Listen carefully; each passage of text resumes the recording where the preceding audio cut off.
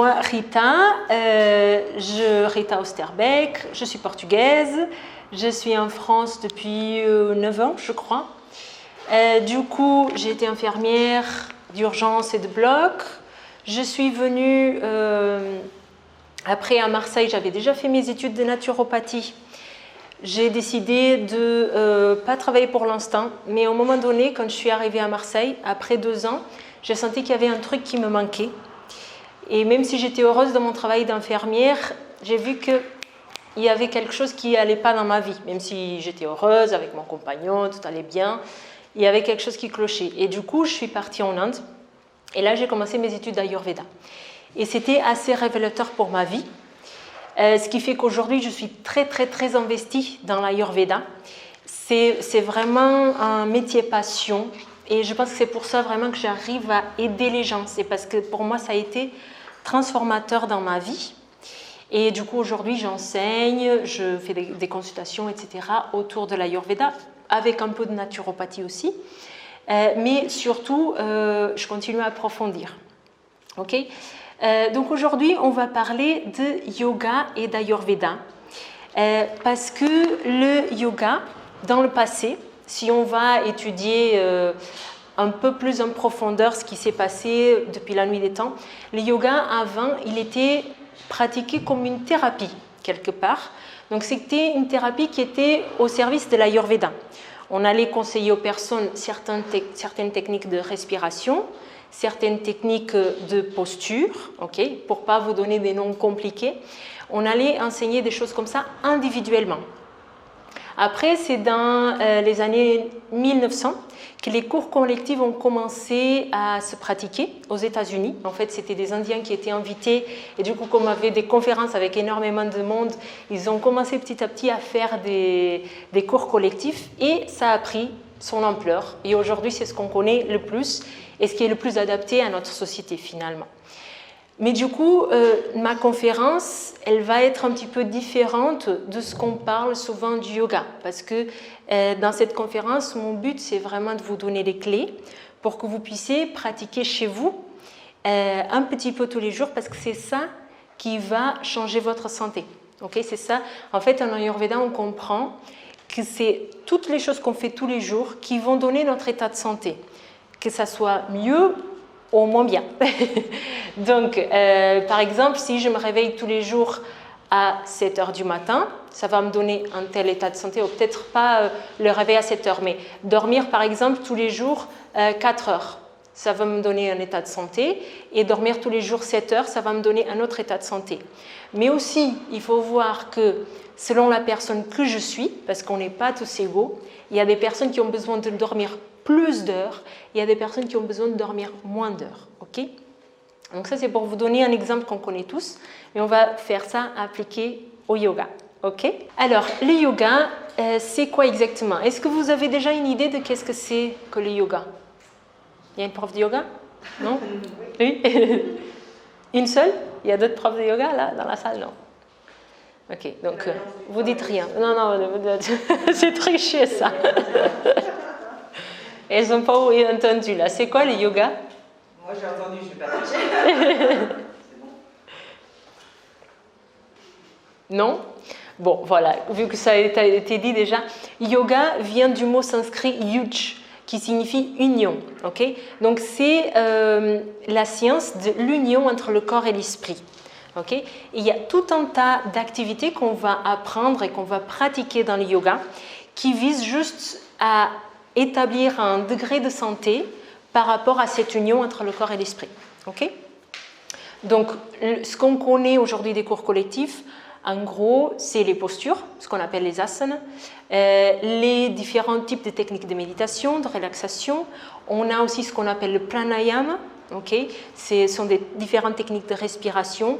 Et il y a beaucoup plus d'autres choses. Il y a les visualisations, il y a les mantras, il y a les mudras, il y a beaucoup de choses.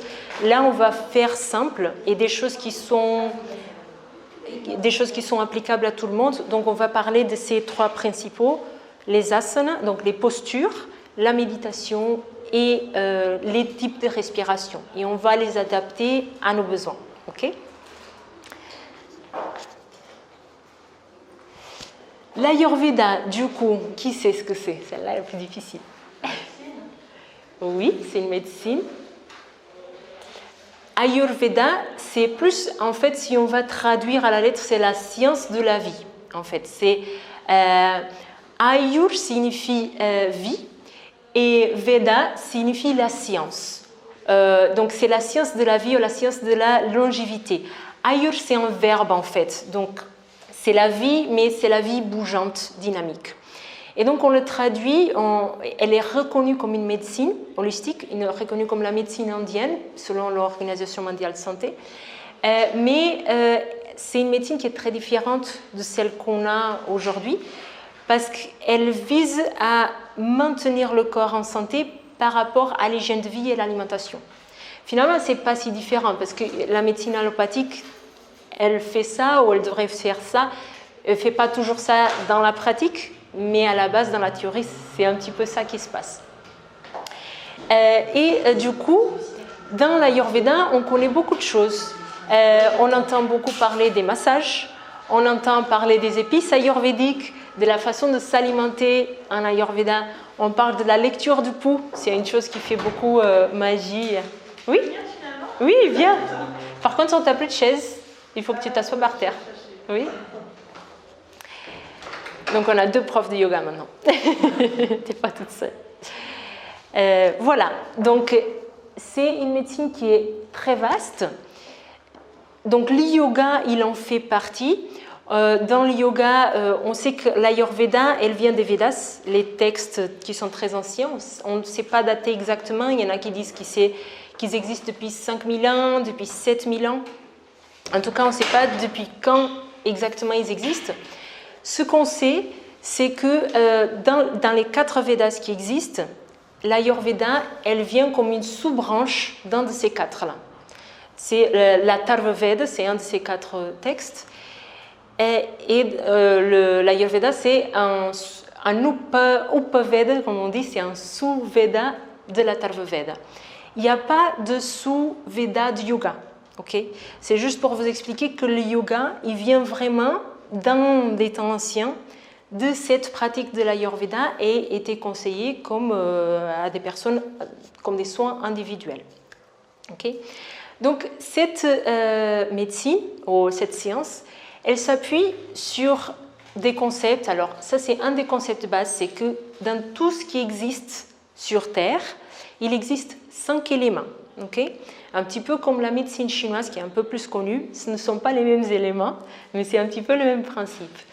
Alors, avant d'arriver à ces 5 éléments, on apprend une philosophie qui est la philosophie du Samkhya. C'est un système d'énumération qui nous explique la création de l'univers. Okay? Donc, il nous explique qu'au début de tout, il n'y a rien. Et que dans ce rien, il y a quelque chose. Donc, dans ce début de tout, il y a le rien, il y a le quelque chose qui n'est pas le rien. Ok? Donc, et ce rien, et ce quelque chose qui n'est pas le rien, on l'appelle Purusha, okay? Dans le sanskrit. Donc, Purusha, c'est la conscience cosmique universelle où tout est possible. Okay? Après, le Samkhya nous apprend qu'il y a tout un tas de divisions qui commencent à se créer. Donc, il y a un deuxième élément qui se crée, qu'on appelle Prakriti. Et donc, on commence à voir Purusha et Prakriti. Et du coup, on crée la dualité. C'est ce qu'on vit aujourd'hui. Puis, ça continue jusqu'à arriver aux 5 éléments. Donc, juste pour vous dire que les 5 éléments, ce n'est pas la première chose, c'est quelque chose qui arrive. Mais aujourd'hui, dans la matérialité, on va travailler avec ces 5 éléments tous les jours. Ça semble très bizarre encore ce que je vous dis, ça va devenir de plus en plus concret, ok? Ne vous inquiétez pas. Ces 5 éléments, ils arrivent dans cet ordre parce qu'ils arrivent du plus subtil, voire le plus concret. Donc au début, on a l'éther, l'espace. Après, on a l'air, le feu, l'eau et la terre qui viennent de plus en plus densifiés, de plus en plus concrets. Okay? Après, de ces 5 éléments, il va y avoir des mélanges qui vont créer 3 énergies qu'on appelle les 3 doshas. Est-ce que vous avez déjà entendu parler des 3 doshas? Ok. Vata, Pitta et Kapha. Donc Vata, c'est la combinaison entre l'air et l'espace. Il y a toujours les autres éléments dans n'importe quelle situation, dans n'importe quelle chose. Parce que les 5 éléments, ils sont présents dans tout. Okay? Par contre, pour Vata, l'air et l'espace, ils vont dominer, ils vont être prédominants. Okay? Et plus que la combinaison entre l'air et l'espace, Vata, c'est l'air qui circule à l'intérieur d'un espace. Donc, c'est pour ça que j'ai choisi ces images-là. Je crois qu'en plus, c'est en portugais, je n'ai pas fait la traduction, mais je trouve qu'elles sont très bien parlantes, parce qu'on voit vraiment que l'air, il est à l'intérieur de cet espace. Et donc, je vais continuer, après je vais vous expliquer les caractéristiques de chacun. Pitta, c'est le feu qui est contenu dans l'eau, c'est un feu chaud qui circule à l'intérieur d'un milieu liquide. Et Kapha, c'est l'eau et la terre, donc ce sont les éléments les plus lourds. Donc c'est les doshas les plus lourds de tous. Okay? Maintenant, si on comprend que tous les 5 éléments, ils existent partout et dans tout, les 3 doshas, ils existeront partout et dans tout. Okay? Et c'est là qu'on commence à avoir pas mal de mauvaise compréhension de l'Ayurveda en Occident. Parce que du coup, on comprend que notre nature, elle est Vata, Pitta ou Kapha, ou qu'il y a 2 doshas mélangés et tout ça, parce qu'on fait des raccourcis trop rapides. Mais avant d'en arriver là, il faut comprendre que les 3 doshas, ils existent dans tout. Okay? Certes, on est constitué d'une dominance dans des 3, mais on a toujours les 3, parce qu'on a les 5 éléments. Mais à côté de comprendre, avant de comprendre que les doshas, ils font partie de notre constitution, il faut comprendre qu'on a besoin des 3 pour tout. Dans une cellule, dans chaque cellule de notre corps, les 3 agissent. Okay? Le Vata, c'est le principe du mouvement. Donc, par exemple, quand on met un aliment dans la bouche, pour que cet aliment il commence à se déplacer, il faut du Vata. Pour que cet aliment se transforme en quelque chose qu'on puisse profiter pour que ça constitue nos tissus, on a besoin du principe de transformation qui est Pitta. Okay? Et après, on a besoin à un moment donné que ça se calme, tout ce processus, soit qu'on élimine, soit que ces substances elles deviennent nous. Et donc ça, on a besoin d'une énergie qui est un peu plus stagnante, c'est l'énergie du Kapha. Mais Kapha, c'est le principe aussi de protection, de structure. Donc nous, on peut être debout parce qu'il y a du Kapha. On peut bouger parce qu'il y a du Vata. On peut transformer des choses parce qu'on a du Pitta. C'est vraiment très... c'est que des raccourcis que je vous donne là pour vous donner une idée. Okay? Du coup, les 3 doshas, ils seront présents dans tout notre organisme, dans chaque réaction qui se passe à l'intérieur de notre corps ou dans notre mental, il y aura les 3 doshas. Dans le mental, après, il y en a d'autres, mais je ne vais pas vous parler de ça aujourd'hui. Et aussi, ils seront présents dans les horaires de la journée et dans les cycles de la vie. C'est ça qu'on va voir et ça va influencer la façon dont on pratique le yoga. Okay? Alors, on va parler un peu plus en détail de ces 3 doshas. Vata, il est constitué d'air qui est contenu dans l'espace. Donc, comment il est l'air? Il est bougeant, il est erratique, il part dans tous les sens, il est froid. Il est complètement instable. On ne sait pas ce que le vent aujourd'hui, c'est un genre de Mistral. On ne sait pas où le Mistral va finir, on ne sait pas ce qu'il va faire. Voilà, c'est complètement instable. Ça, c'est l'énergie du Vata. Il bouge, il part dans tous les sens. Donc, il a besoin d'être carré, il a besoin d'être encadré. Donc, quand on fait du yoga, on a besoin d'encadrer ce Vata. Donc, si on a une constitution qui est majoritairement Vata, ou si on a un déséquilibre important qui est Vata, on doit faire attention à faire un yoga qui va équilibrer ce Vata et le contenir quelque part. Okay? Je vais parler de plus en plus concrètement. Okay? Ça, on est encore dans l'introduction. Le Pitta, le pitta, c'est le feu. C'est le feu qui est dans un milieu liquide. Donc en fait, le feu, il est comment? Il est léger, il est chaud. Il peut devenir un petit peu irritable, colérique. La personne qui est de constitution pitta, c'est comme ça. Il est très tranchant, le feu.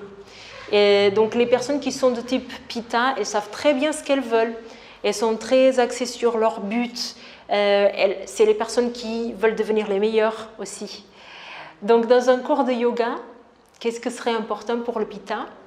Il serait important qu'il ne soit pas en train d'essayer d'être le meilleur, parce que ça ne va pas l'aider. Il faut qu'il apprenne à s'intérioriser, à s'apaiser, à lâcher prise, à faire les choses, à être là pour lui-même, et pas pour être le meilleur vis-à-vis de lui-même même, parfois. Pas arrêter la compétition. Ça va être le challenge maximal pour le pitta. Okay. Le kapha, il est constitué d'eau et de terre. Donc, c'est le dosha le plus lourd. Je ne pense pas qu'il y a des personnes dans la salle qui soient de constitution kapha ou majoritairement kapha. Toi, un peu, mais tu es mélangé. Non? Non? Kapha pur? Kapha pur. C'est vrai? Alors, tu fais beaucoup de yoga, tu es bien équilibré quand même. Oui, je pratique tous les jours. Ah oui, voilà, oui, c'est ça, prof de yoga. Prof de yoga bien, bien dans sa peau. Donc, le kapha, il est lent. Il prend beaucoup de temps. En fait, à l'école, c'est les enfants qui prennent beaucoup de temps à comprendre une chose, mais une fois qu'ils ont compris, ils n'oublient jamais. Et c'est les bisounours. Il y a un rapport très émotionnel avec tout. C'est les personnes qui sont toujours là à l'écoute. Ils ont beaucoup à donner parce qu'ils sont constitués d'air et de terre. Donc, ils sont pas fragiles. En général, c'est des personnes qui ont des articulations qui sont plus larges, plus fortes, les épaules qui sont larges. Par rapport au vata, il est tout maigre, il est tout fin, il est tout fragile. c'est un petit peu les opposés là-dessus. Okay. Donc, le kapha, qu'est-ce qu'il faut au niveau yoga? Il faut le bouger parce que normalement, il ne veut pas. Le kapha, il veut rester, il veut dormir 10 heures s'il peut, il veut faire tout très lentement, il veut profiter des choses, il n'a pas... Voilà, c'est un peu ça. Donc c'est très bien, un métier de prof de yoga pour un kapha, c'est très bien, c'est très réussi, parce qu'on dirait que tu es pitta. Quand on te regarde comme ça, le pitta, du coup, il est moyen au niveau physiologique. Il va donner, c'est la personne qui a une force moyenne. Il sait très bien, il est très intelligent, le pitta, donc il arrive très bien à comprendre ce qu'il faut et ce qu'il ne faut pas. Et du coup, il tombe moins dans les déséquilibres que les autres. Il risque de tomber un petit peu dans les colères, dans l'énervement, dans les brûlures, dans les acidités, les choses comme ça. Ça, c'est tout des symptômes de feu. Et morphologiquement, il est entre les deux. Okay. Voilà, est-ce que tout le monde me suit pour l'instant? Ça commence à devenir un peu plus concret maintenant. Oui. Ce que tu as dit là, si je peux me permettre, ce que tu as dit, c'est que si on peut en déduire qu'en Ayurveda, pour traiter un symptôme, on présente la complémentaire, l'opposé en fait. Si tu dis que le vata, il faut le contenir, oui, et que le pitta est... Alors oui, tu as raison. Je n'ai pas dit une chose qui est très importante, c'est qu'une des bases de l'Ayurveda, non, moi je le dis toujours, je ne sais pas pourquoi je ne l'ai pas dit aujourd'hui, parce que ça devient trop évident pour moi, désolée. Pour équilibrer la nature de quelqu'un, pour équilibrer quoi que ce soit, même si c'est un objet, on doit donner le contraire.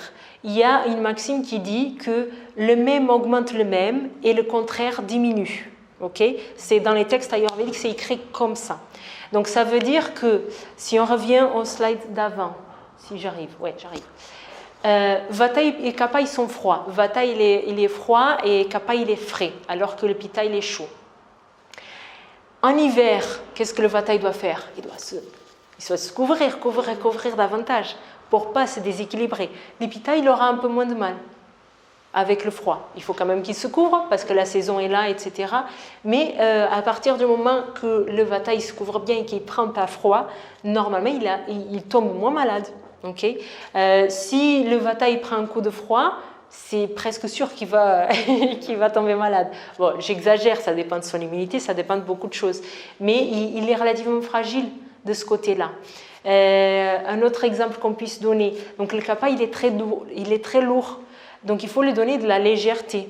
Il est statique, il ne bouge pas beaucoup. Donc il faut lui donner du mouvement, voilà, pour l'équilibrer.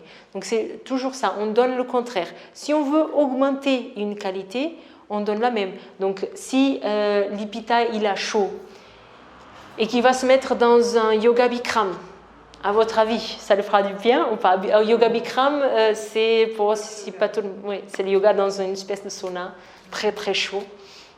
Alors, yoga bikram, il est bon pour pas beaucoup de monde parce que finalement, pour le vata, il est hyper laxe, il bouge pas.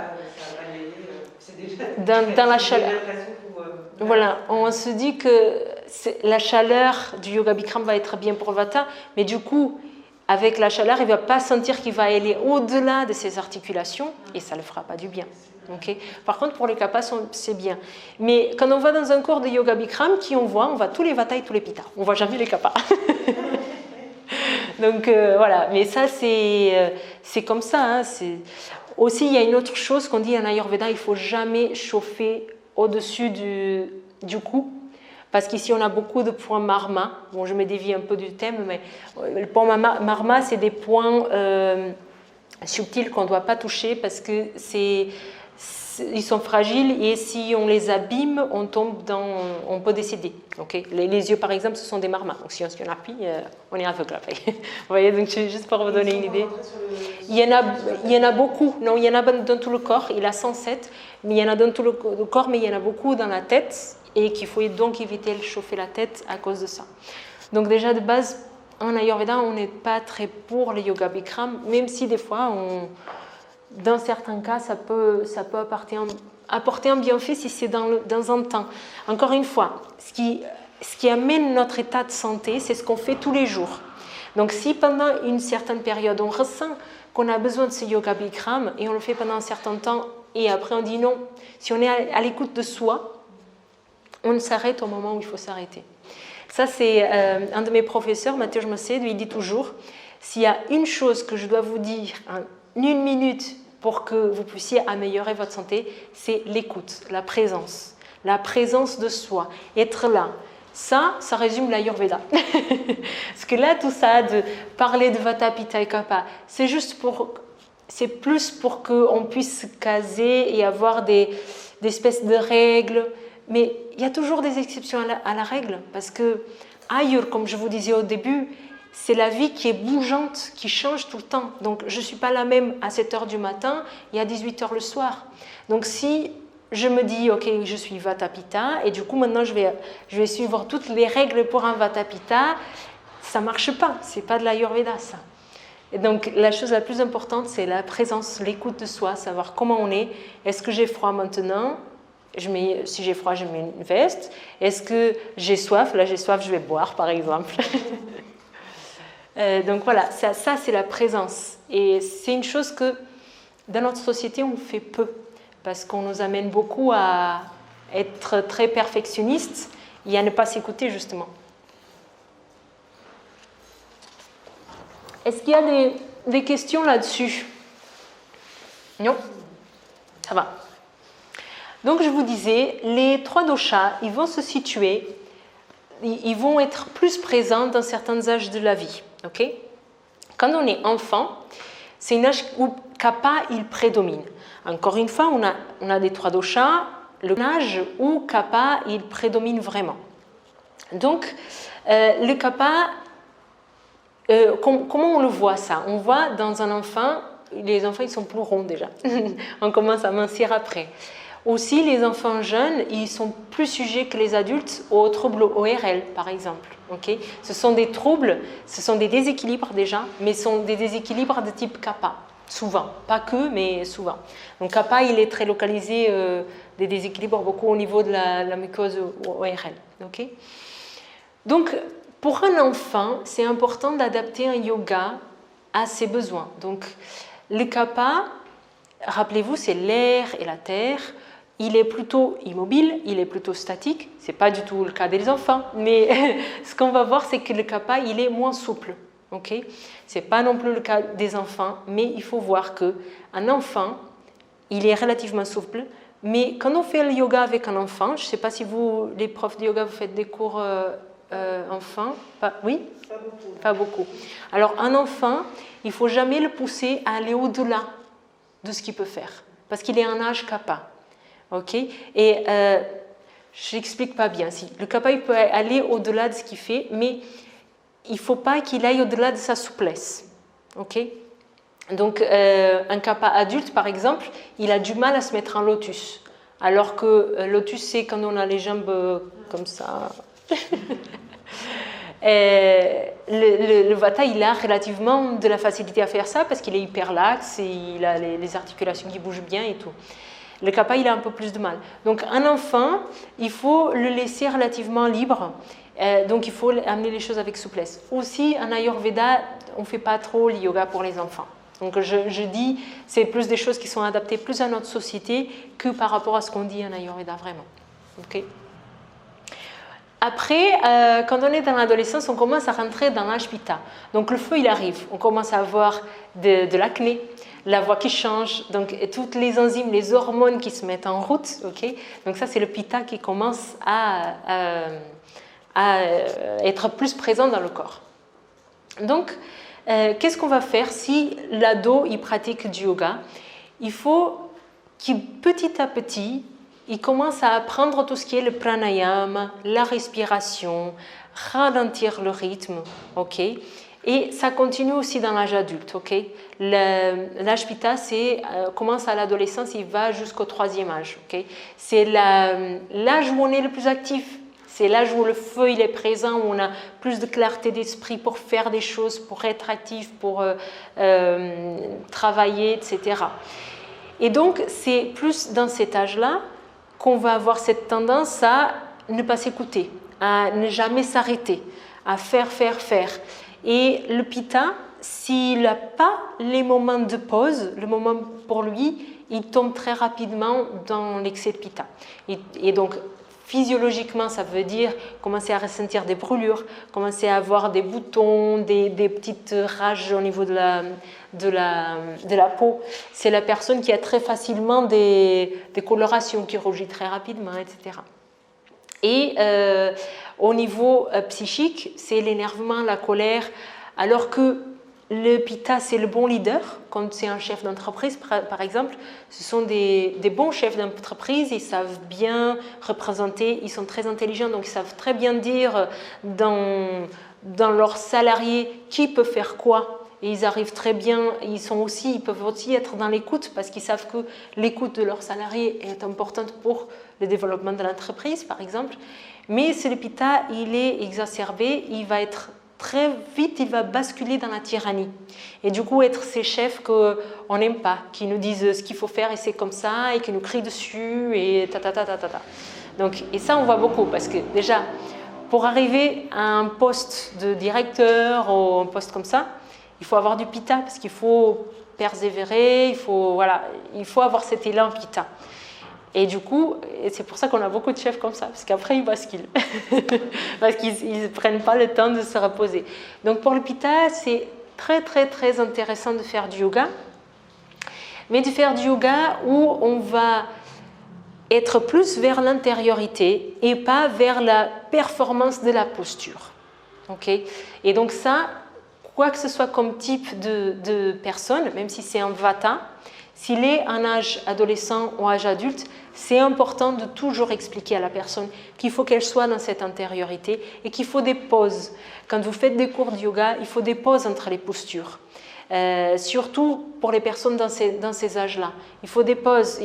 Par exemple, dans l'ashtanga, on voit très peu ça, les pauses. Alors que pour les personnes qui sont en âge adulte ou les adolescents moins parce qu'ils sont encore en train de s'adapter, ils ont besoin des pauses, surtout dans nos sociétés qui nous poussent encore à cette augmentation de pitta.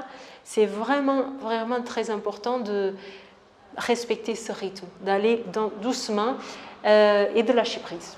Voilà. Ça vous parle? Oui. Après, on rentre dans le 3e âge. Donc, on commence à avoir de la sécheresse parce que Vata, il est très sec, je ne vous ai pas dit. c'est pas le guna, la caractéristique principale de Vata, mais c'est celui qui va faire la plus grande différence du point de vue thérapeutique, que ce soit avec yoga ou alimentation ou quoi que ce soit. Le fait que le Vata il soit sec est très important. Et c'est le seul où il y a de la sécheresse. Donc, dès qu'il y a de la sécheresse, il faut donner le contraire. Donc, huilé, humidifié. Okay. Donc, dans le troisième âge, il y a davantage de sécheresse parce que c'est l'âge Vata. Pour préparer bien le troisième âge, il faut avoir travaillé tous les autres âges avant. Parce que Vata est le plus fragile, il est le plus sec, il est le plus froid, il est le plus instable. Donc, si on arrive là, à un âge où on est plus fragile, plus instable, plus sec, etc., et qu'on n'a pas la force, qu'on n'a pas accumulé la force grâce à l'alimentation, au yoga, toutes ces choses, dans toute notre vie, notre troisième âge va être difficile, plus difficile que pour une autre personne. Alors, encore plus difficile pour une personne qui est de type Vata, qui se retrouve en âge Vata, mais même pour une personne Kapha, qui a donc de la force, etc., si elle arrive au troisième âge sans savoir préparer, elle va avoir un petit peu de mal. Donc, pour le yoga des seniors, qu'est-ce qu'on doit faire? On doit aller doucement, parce qu'ils sont fatigués. Le Vata, c'est la personne qui, elle va donner tout. S'il faut donner tout dans un cours de yoga, elle va donner tout et après elle est complètement épuisée, elle va être au lit. Donc, dans un yoga, si on mène un cours, si on donne un cours en tant que prof ou si on suit un cours en tant qu'élève, même si le prof il veut nous pousser à notre bout, il faut qu'on s'arrête avant.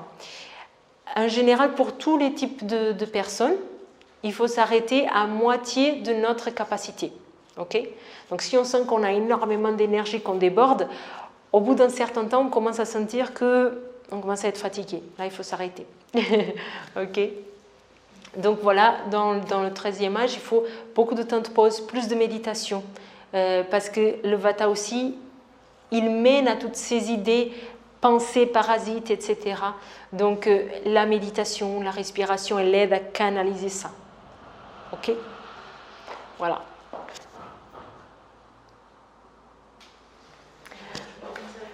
Ah oui, mais et toi aussi, non? Tu veux de l'eau? Si tu peux faire d'eau vert, s'il te plaît, toi-même.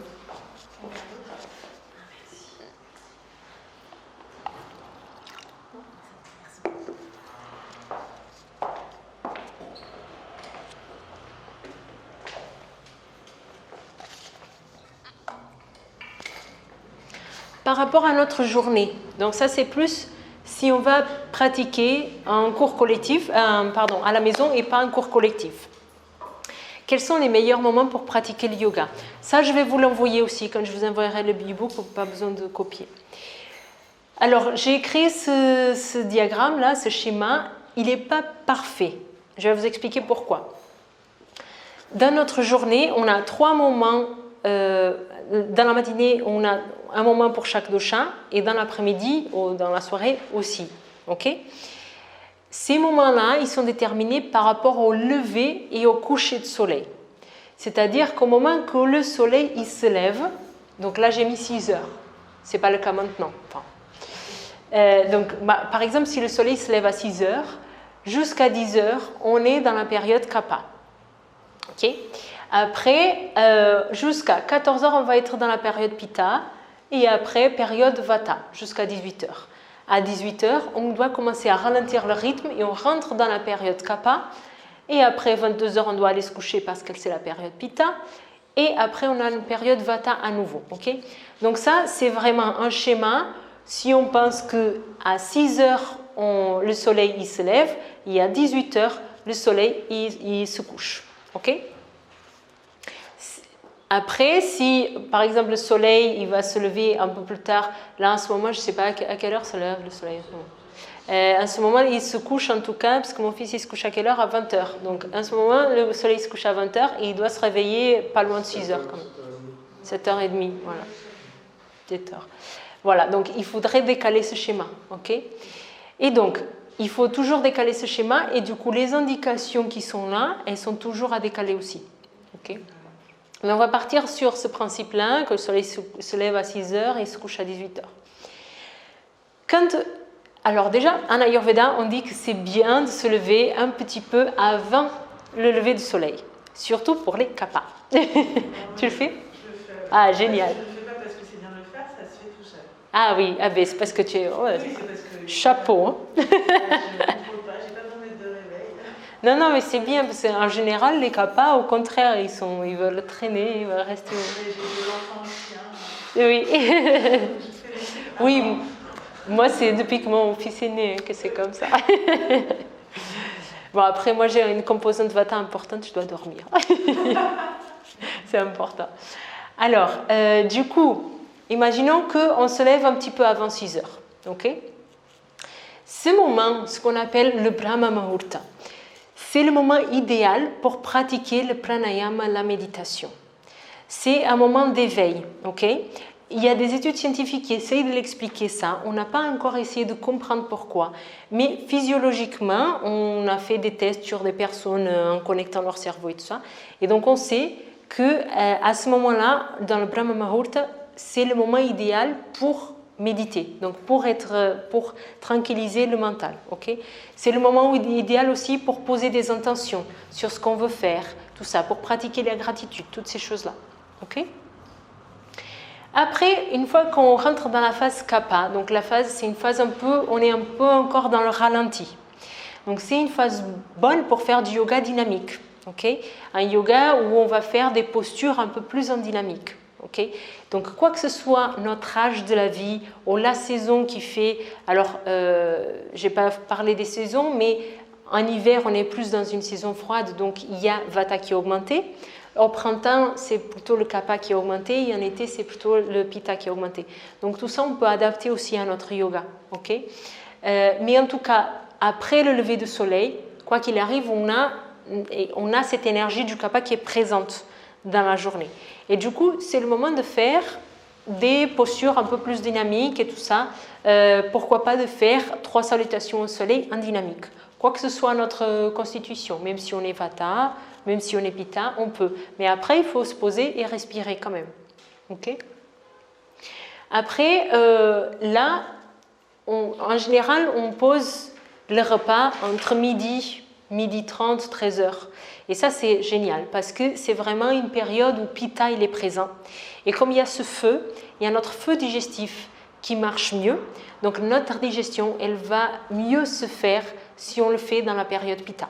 Donc c'est très intéressant de faire notre repas le plus copieux, sans qu'il soit copieux. En fait, il ne faut jamais sortir de table plombée. C'est le moment de faire un repas un peu plus consistant. Okay? Après 14 heures, on rentre dans la période vata. Donc la fatigue, elle peut arriver plus vite. Encore plus si on a eu un repas lourd. Mais même sans le repas lourd, on est dans une période vata, donc on a un petit peu moins d'élan, d'énergie pour faire des choses. Okay? Donc faire du yoga très puissant, c'est pas trop le moment. Mais par contre, on peut faire du pranayama, de la respiration. Tout ça, ça parle à tout le monde, pranayama, tout le monde sait ce que c'est. Ouais, c'est vrai. Des techniques de relaxation et tout ça. Bien sûr que si on travaille, si on a d'autres choses, on va les mettre. On va les mettre aussi dans ce cercle. Là, j'ai mis plus ce qui est lié à notre sujet d'aujourd'hui. Okay? Après 18 heures, donc normalement c'est l'horaire où on arrive à la maison. Déjà, c'est important d'avoir une rupture entre la journée de travail et la routine qu'on doit entamer le soir. Okay? Donc, il faut commencer à ralentir doucement notre rythme. En général, en société, on est très accéléré, on fait beaucoup de choses, on est très sollicité par les écrans, par les choses. Après, on prend des transports en commun, on est très agité. Donc, le soir, c'est important de se poser, de commencer donc une routine du soir. Ça peut être en extérieur, ça peut être une promenade, des choses comme ça, mais il faut commencer à ralentir pour aider le sommeil. Parce que si on continue dans l'accélération de style pitta, entre guillemets, même le soir, après, on n'arrive pas à dormir le soir. Ça arrive à beaucoup de monde aujourd'hui. Donc, c'est à partir de 18 heures qu'on va commencer à faire cette routine. On peut pratiquer des asanas, mais de façon un peu plus légère. Okay? Et on va voir après, par rapport à chaque type de dosha, quelles sont les postures qu'on va faire. Mais en tout cas, c'est plus léger. Quoi que ce soit notre dosha, quoi que ce soit la saison, ok, quoi que ce soit l'endroit où on vit. Ça change aussi, je n'ai pas dit ça aussi. Par exemple, Marseille, vous voyez, il y a beaucoup de Mistral, donc c'est très sec. Et donc c'est une région qui est très Vata. Donc ça, on doit prendre en considération aussi. Et il faut prendre en considération aussi l'ambiance qu'on a dans notre lieu de travail et dans notre maison. Une personne qui est de type Vata, qui travaille sous la clim, elle peut pas, elle ne contribue pas à sa santé en tout cas. Voilà.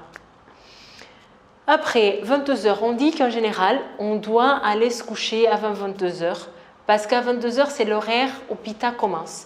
Dans ce cadre-là, où il y a se lever et se coucher de soleil. Donc ça change en cours d'année. Okay, donc, à partir du moment que Pitta commence, on le ressent et on a beaucoup plus de mal à s'endormir.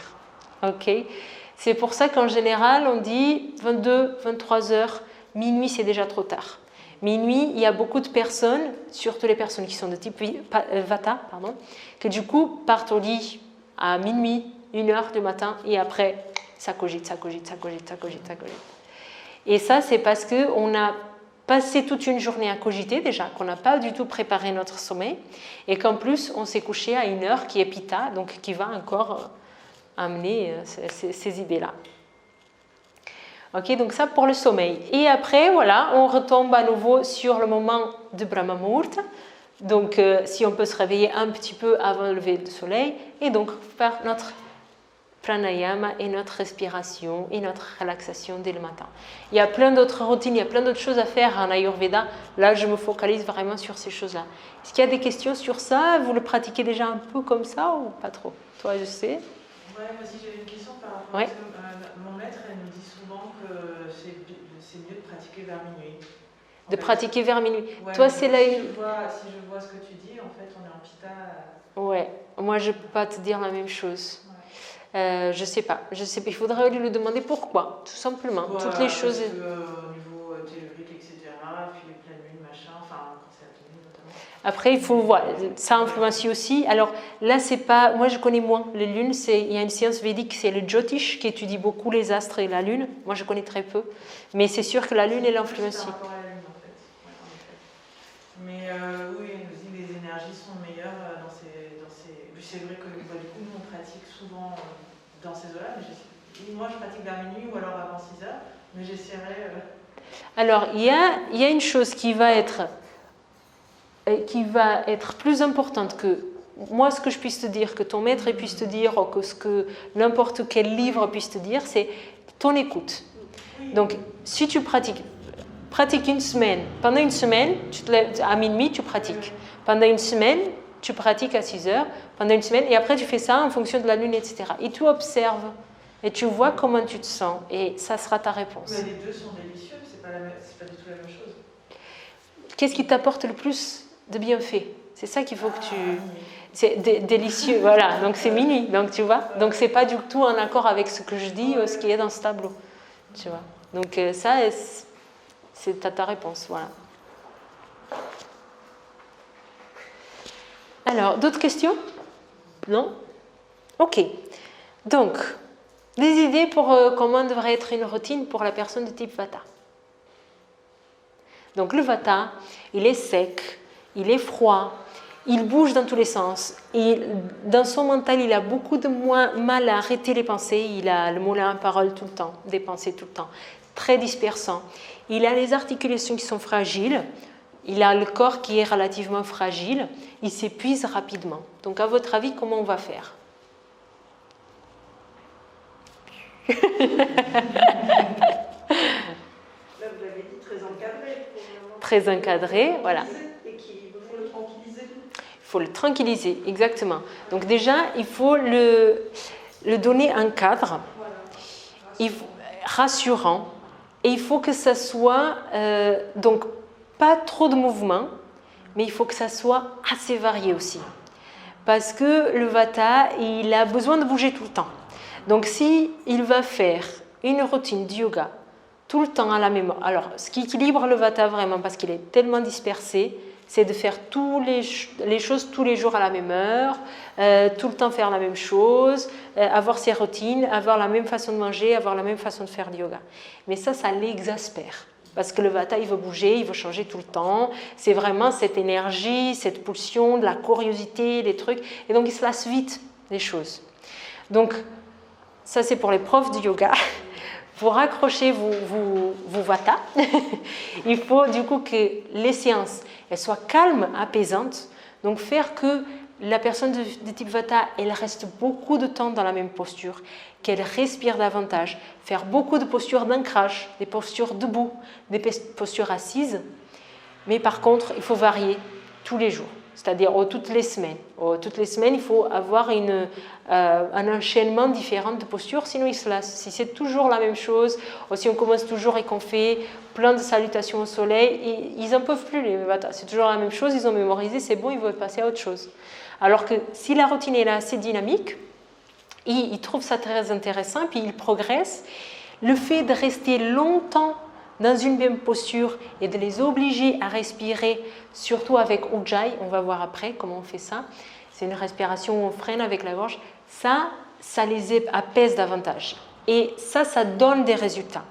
Et pour un vata, c'est le fait d'avoir des résultats dans son corps et dans son mental qui va le faire accrocher. Sinon, il va se lasser vite du yoga. Il dit, ça, c'est pas pour moi, c'est trop, voilà, ou c'est trop difficile, ou c'est trop facile, c'est toujours trop quelque chose. Donc voilà, varier un petit peu. Les postures qui vont être vraiment bien pour lui, c'est ce qui va l'ancrer.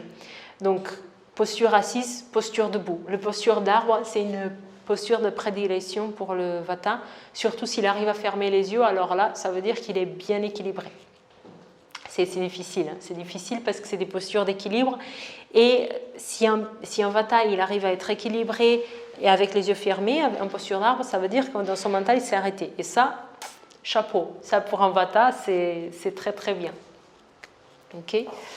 Alors donc vous voyez j'ai mis cette photo, on voit un monsieur qui est plutôt fin, qui a des petites articulations, voilà. Et lui, il est Vata Pitta, je dirais, parce qu'en plus, il est un peu rougeâtre.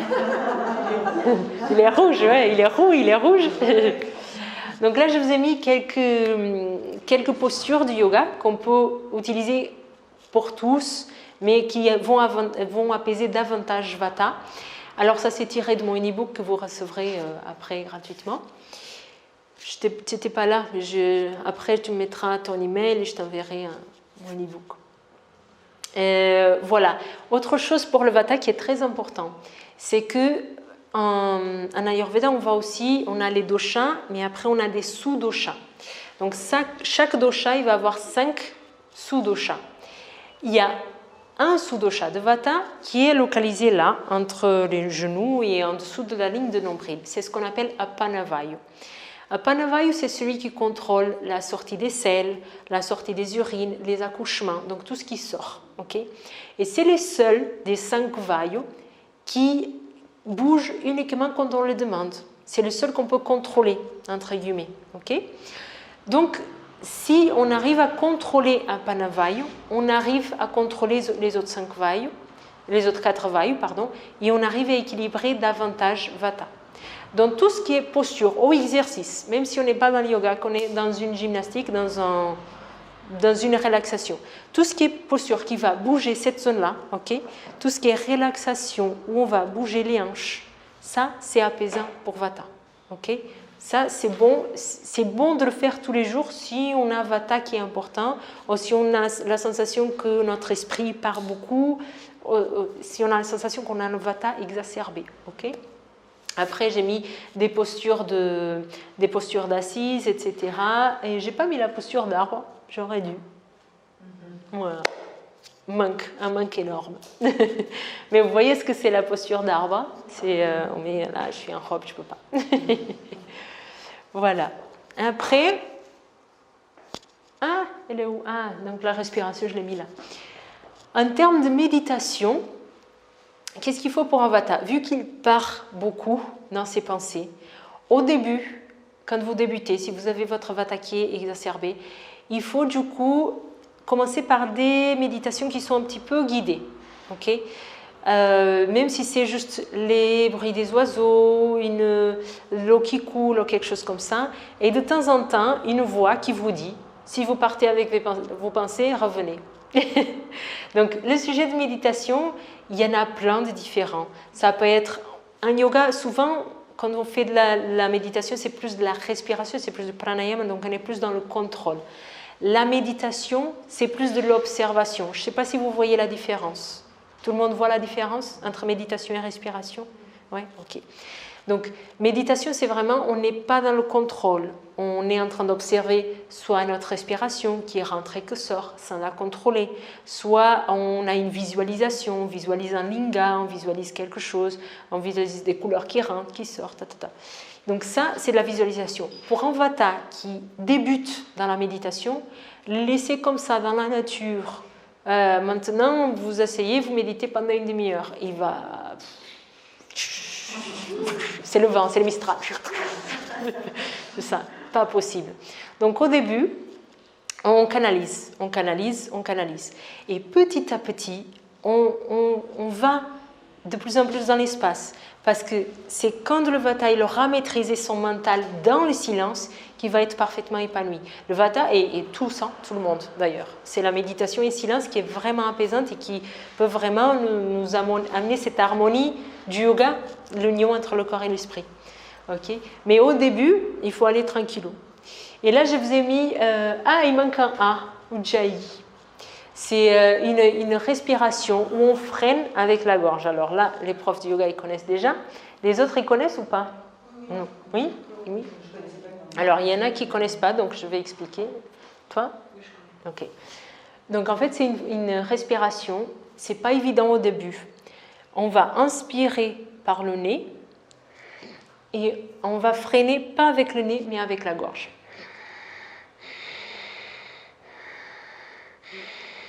Tu veux essayer? Si tu veux. Bah, tout le monde peut faire pour qu'elle ne se sente pas toute seule.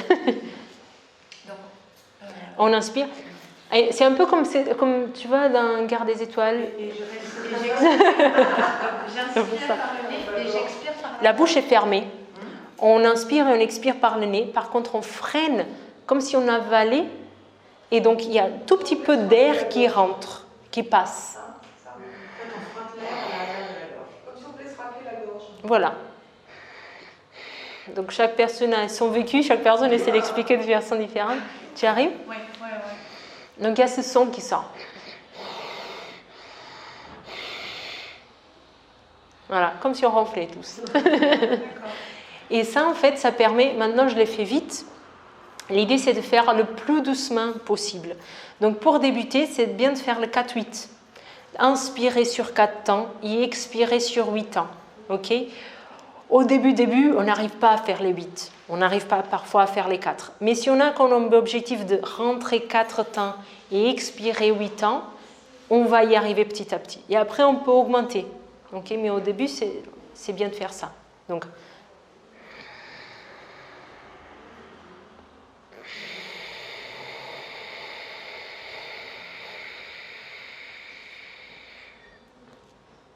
vous voyez? Voilà, et continuer. Il faut augmenter l'expire. J'ai pas compris. Et après, tu peux augmenter. Mais si tu débutes, tu restes au 4-8. Okay? Pas de suspension. Après, on augmente et après, on fait des suspensions, c'est-à-dire qu'on retient l'air à plein. Après l'inspiration, on peut rester un peu. Et après, une fois qu'on a tout vidé, on peut rester à vide. Mais ça, c'est pas pour un vata débutant. Okay, ça, c'est après un certain temps. Toi, si tu as du vata, c'est pas pur, je pense. Il y a du kapha aussi, non? Un petit peu.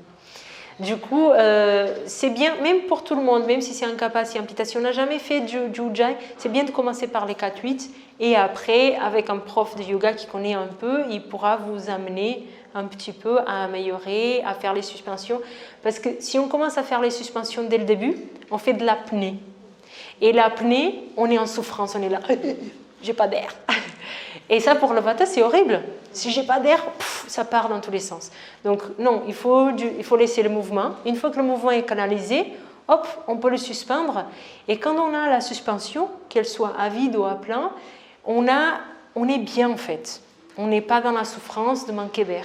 Ça, c'est très important pour un vata. Pour tous, mais encore plus pour un vata. Parce que si on le fait mal, ce type de pranayama, on le déséquilibre davantage. C'est dommage. Okay. Pour un pitta, donc comment serait le yoga? On a déjà dit un peu. Donc le pitta, il a chaud tout le temps. Il a tendance à être perfectionniste, à être assez compétitive. Il n'a pas le temps. Donc s'il fait, il fait vite. Et qu'est-ce qu'on peut dire d'autre du pitta qui soit important pour le yoga? Je pense que c'est surtout ça. Je pense que c'est surtout ça pour le pitta. Qu'est-ce qu'on pourrait faire pour lui en termes de yoga?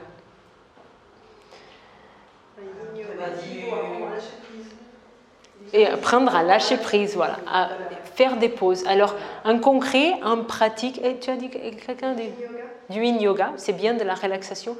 Yin yoga, c'est bien encore plus pour vata que pour le pitta aussi, mais encore plus pour le vata. Mais pour le pitta, ça va être très important. Il a une bonne force. Il est vraiment entre les deux, mais ça veut dire qu'il n'a pas toute la force du kapha, mais il a une bonne résistance, il a une bonne endurance. Donc on peut l'amener à faire les postures très compliquées.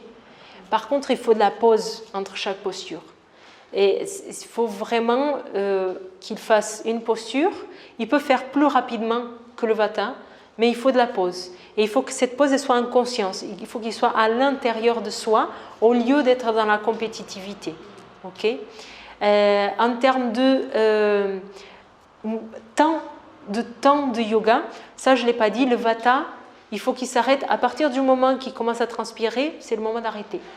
Okay. Normalement pour tous, je vous disais, on fait le yoga à la moitié de notre capacité. La transpiration, c'est un bon moyen de voir quand est-ce qu'on doit s'arrêter. Donc le vata, il est très sec, donc à partir du moment qu'il transpire, on arrête. Le pitta, il va transpirer vite, parce qu'il a de la chaleur et tout ça. Donc il n'y a pas de problème de transpirer. Il ne faut pas, par contre, qu'il surchauffe. Il faut aller dans un rythme où il garde un petit peu son calme et donc il n'est pas dans la surchauffe. Okay. Et du coup, il faut ces moments, une posture très dynamique et après alterner avec une posture où il est allongé, par exemple. Pas forcément faire de la respiration ou de la méditation pure entre chaque posture, mais alterner des postures qui sont très puissantes avec des postures qui sont plus calmes, plus tranquilles. Okay. Les torsions sont très très très intéressantes pour pitta parce que du coup au niveau digestif, le pitta c'est celui où il a le flot digestif plus fort, mais c'est aussi celui qui a tendance à faire plus d'excès. Donc l'alcool, le tabac et tout ça, les personnes pitta, elles ont plus tendance à tomber dans ces trucs-là. Elles ont tendance à manger plus gras, etc. Donc c'est des choses qui ne font pas de bien. Son foie, il est relativement fragile pour le pitta. Donc tout ce qui est torsion en yoga, ça va stimuler le foie, ça va favoriser une détox qui est naturelle du corps et donc c'est très très avantageux pour le pitta de faire des torsions. Okay. Donc une routine du matin, si pour le vata il fallait faire plus de postures debout et assis, le pitta on peut commencer un peu plus par du dynamique, faire quelques torsions et après se relaxer. Donc ça c'est pour une routine rapide, si vous voulez pratiquer le matin chez vous, 10 minutes, 15 minutes c'est bien. Si on a de l'expérience et qu'on veut faire, on veut faire une demi-heure, une heure, mais pour les personnes qui n'ont pas l'habitude de faire, moi je dis toujours 10 minutes, 15 minutes, c'est bien. Parce que c'est ça, tous les jours, qui va équilibrer votre nature. Ok. Tout ça, vous l'aurez avec l'e-book. Le kapha, donc, du coup, qui est plus lourd, qui est plus statique, il n'a pas envie de faire du yoga. Point. C'est comme ça. Donc, à part les profs de yoga, qui ont compris que ça leur fait du bien. Du coup, les kapha, déjà, la première chose à voir, c'est la question motivation. Motivation pour faire du yoga. Le kapha, c'est la personne qui est vraiment et a une connotation très émotionnelle avec tout. Avec les amis, avec les activités qu'ils font, avec la nourriture. C'est pour ça qu'ils mangent plus pour combler des vides. Tout ça. Il y a un rapport très émotionnel avec tout. Donc avec le yoga, ça ne sera pas différent. Faire du yoga en groupe pour le kapha, c'est super. Quand on dit à une personne type kapha de faire le yoga tous les matins, s'il y a son mari ou sa femme ou ses enfants qui font avec, ça change complètement. Donc là, la première chose, c'est s'il y a du kapha qui est important chez vous, ou si vous avez une période où vous êtes un peu plus ralenti, que vous avez moins de motivation pour bouger, ça c'est votre kapha qui est un petit peu augmenté, cherchez des amis, ou cherchez que votre famille elle le fasse avec vous, etc. Okay? En termes de mouvement, donc vu que c'est lent, que c'est statique, que c'est fort, qu'il y a des articulations fortes, on peut tout faire comme posture. Il n'y a pas de limite. On peut tout faire, on peut aller dans le dynamique, il faut du mouvement. Et le kapha, il faut qu'il transpire. S'il n'a pas transpiré, c'est qu'il n'a pas fait d'effort. Le kapha, il faut un petit peu stimuler sa capacité cardiaque. C'est un peu comme pour le vata, c'est les reins qui sont un peu plus fragiles. Pour le pitta, c'est le foie, comme on disait tout à l'heure. Et là, pour le kapha, ça va être le cœur et les poumons. Okay? Donc, il faut faire un petit peu de cardio. Donc, courir, c'est très bon pour le kapha. En plus, il a des bonnes articulations, donc il peut. Le vata, c'est pas bon de courir parce qu'il n'a pas d'articulations qui tiennent la route et puis ça va l'épuiser. Et donc là, en fait, l'idée, c'est vraiment de faire du mouvement, de faire en joie. Et en termes de posture, tout ce qui est posture qui ouvre la poitrine, ça va être très bien. Donc tout ce qui est torsion en arrière, ça va faire beaucoup, beaucoup de bien au kapha parce que ça va ouvrir toute cette zone-là. Certaines torsions où on ouvre la poitrine aussi. Voilà. Donc faire un groupe, très, très important. Faire du dynamique. Bien sûr qu'on a besoin aussi du pranayama, de tout ça. Mais les postures allongées pour le kapha, il dort. Il faut des postures un peu plus assises. De la méditation en assise, c'est beaucoup plus facile pour le kapha de garder la concentration que les postures allongées parce qu'il n'a pas vraiment de mal à lâcher prise. Je ne sais pas si vous êtes d'accord avec moi, mais c'est comme ça. Donc j'ai mis quelques exemples de postures. Donc on voit que déjà c'est des postures un peu plus challengeantes que les autres qu'on a vues auparavant. Ça ne veut pas dire que les vata et les pitta ne peuvent pas faire. On peut tout faire toujours. Il faut respecter ses limites. Il faut voir comment on est chaque jour aussi. Okay? Par exemple, la posture d'arbre. Un jour, on va être très confortable. L'autre jour, dès qu'on monte, on tombe. Et ça, c'est chaque jour parce qu'on change en fonction de la saison, en fonction de ce qui se passe à l'intérieur, à l'extérieur, etc. Okay? Est-ce qu'il y a des questions? Oui, il y a différentes sortes de yoga. Il y a du hatha yoga, je ne sais pas ce que c'est. Il y a d'autres yogas, alors j'aimerais savoir si on peut avoir une idée. Oui, alors, le hatha yoga, c'est celui qu'on voit, c'est celui qu'on dit qui est le plus ancien. C'est ce qu'on dit qui est plus, où on a plus de choses. Maintenant, pour le yoga, que ce soit du hatha, encore plus pour le hatha, mais pour tous les types de yoga, il faut voir quel est le prof qui donne le cours de hatha yoga. Okay? Dans le hatha yoga, normalement, on retrouve un peu de tout. C'est un yoga qui se fait un peu plus lentement, donc qui serait à la limite plus adapté au vata. Okay? Donc, on reste beaucoup longtemps dans la même posture, on respire, et après, selon les profs, on va ajouter des mudras. Des mudras, ça peut être des postures avec les mains, ça peut être par exemple la visualisation d'un point au niveau de la racine, au niveau du front, etc.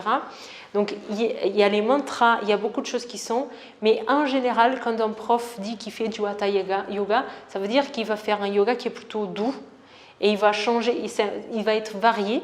Donc chaque cours, il va mettre des postures différentes et il va rester au moins 3 respirations dans chaque posture. Donc, est-ce que vous êtes d'accord avec moi? Voilà. Après, on a aussi, par exemple, l'Ashtanga Yoga.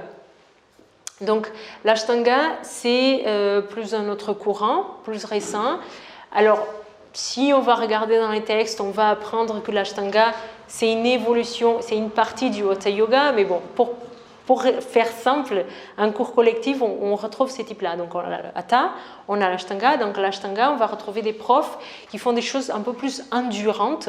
Donc ça va être un peu plus de, par exemple, les salutations au soleil, en dynamique. On ne s'arrête pas. On a très peu de pauses, de moments où on s'arrête pour respirer, pour faire la méditation. À la fin, oui, mais normalement, on commence dès le début du cours et on est un peu plus en version cardio. Donc ça va être plus intéressant pour une personne de type Kapha. On a le Yin Yoga que tu disais tout à l'heure, donc ça va être beaucoup plus calme, plus zen, donc respiration, méditation, il y a des postures mais très peu, et on va être plus allongé, plus assis, etc. Donc ça c'est bien pour le Vata et pour le Pitta. Qu'est-ce qu'on peut avoir comme d'autres, les profs, aidez-moi. Le Vinyasa, alors le Vinyasa c'est le yoga de l'équilibre. Le Vinyasa c'est ce qu'on fait à droite, on fait à gauche. Donc c'est un petit peu comme les Hatha, mais on va vraiment avoir ce visu de faire la même chose d'un côté et de l'autre. Donc ça c'est super pour le Vata. Ça c'est super pour tout le monde, mais super pour le Vata, parce que le Vata, il a toujours une scoliose, ou il a toujours un truc, ou il a toujours tendance à avoir une épaule plus basse, ou voilà, même au niveau de son visage, il y a toujours une lèvre qui est plus haute que l'autre. Il y a vraiment de l'instabilité chez le Vata, donc de faire du Vinyasa, c'est davantage intéressant pour un Vata. Voilà. Je sais pas, après il y en a plein, il y en a tellement. Il y a le Swastika, mais ça va alors. D'autres questions? Non.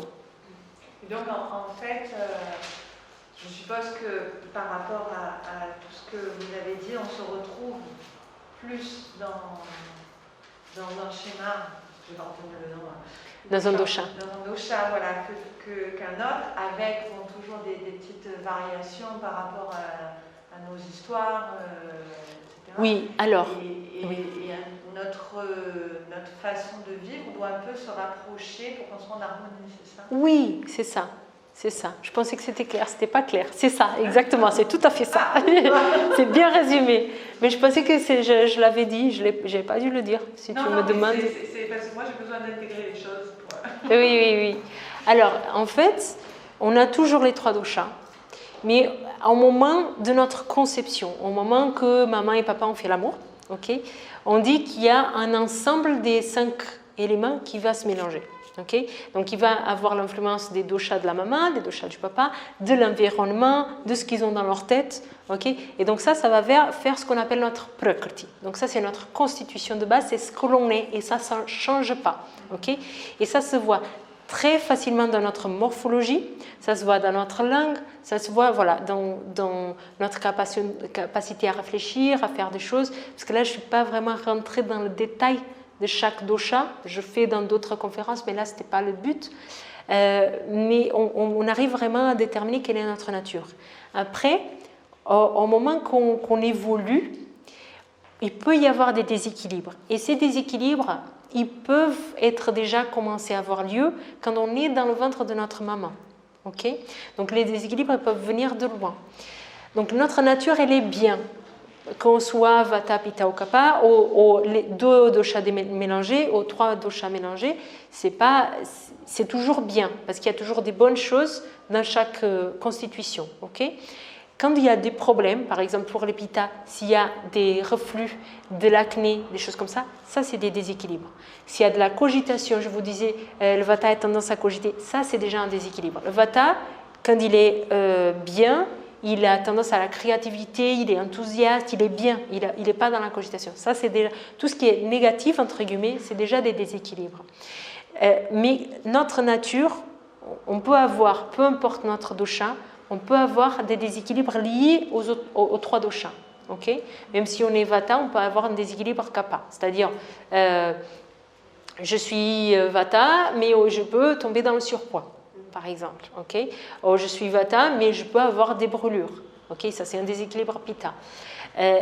Donc, voilà. Mais par contre, j'aurais toujours tendance à avoir des déséquilibres qui sont plus liés à ma nature. Donc, si je suis Vata, Ma tendance première, ça va être d'avoir de la cogitation, de la frilosité, de la crispation, donc des douleurs un peu partout. Ça aussi, c'est important, le vata, il s'écrispe tout le temps.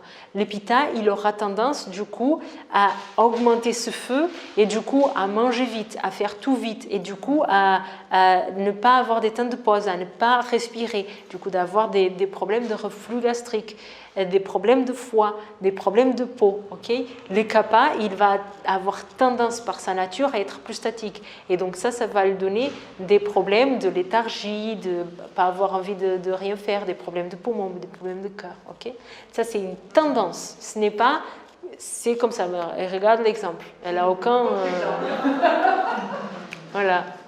On ne dirait pas du tout. Tu vois. Donc ça, c'est vraiment important. C'est bon ? C'est clair ? Voilà. Merci à tous. Namasté.